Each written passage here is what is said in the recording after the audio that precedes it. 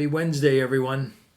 Welcome back to Take 5, where we're just looking at 5 minutes of the book of James to get us through this Wednesday. We're just picking up where we left off yesterday. Yesterday was talking about the grace that we need to establish the friendship that we want with God. And the way to receive that grace is not through pride or through effort. It's never through effort. It's always through humility. God resists the proud and gives grace to the humble.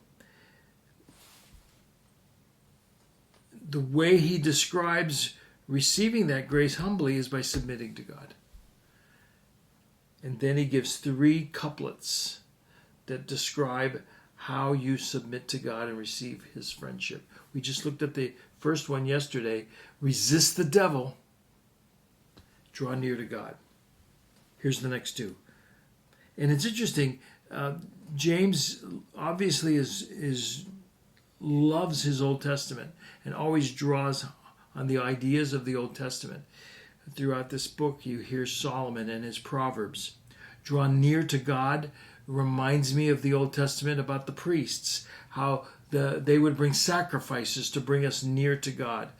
In the next section, he's going to sound a lot like a prophet, giving really angry words almost. So listen to what he says. Here's the next couplet. The first one was resist the devil, draw near to God. Here's the next couplet. Cleanse your hands, you sinners, and purify your hearts, you double-minded. Whoa, strong stuff.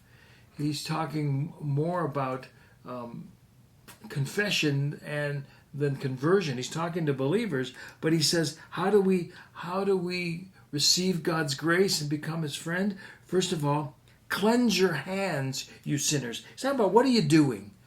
Tell me about the actions of your lives. Cleanse your hands, you sinners. Is your life involved in shady deals, in the lack of integrity, in dishonest gain? Cleanse your hands. If you want to draw near to God, your hands have to be clean. The psalmist would write, who can ascend to the hill of the Lord? He who has clean hands and a pure heart. The first couplet, the first half of the second couplet is clean your hands. What are you involved in right now? You want to be a friend of God? Your hands have to be clean. You have to be a person of integrity. Every time a Christian leader falls, and another one just recently fell, the president of a university, every time a Christian leader falls, and we're all vulnerable, it just smacks of hypocrisy. I claim to be a friend of God, and my hands are filthy dirty. It doesn't work that way. It can never work that way.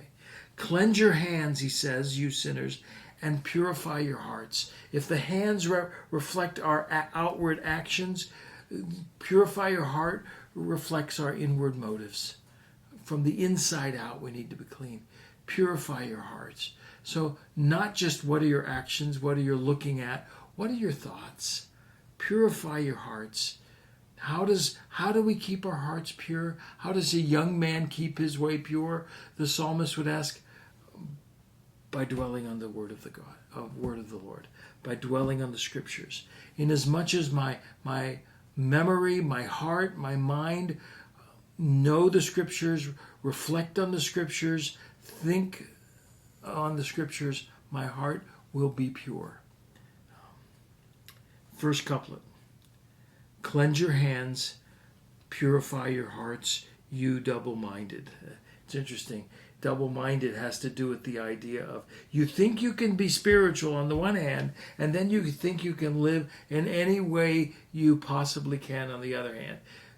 He said it earlier, you can't be friends with the world and friends with God. God offers up his friendship to us.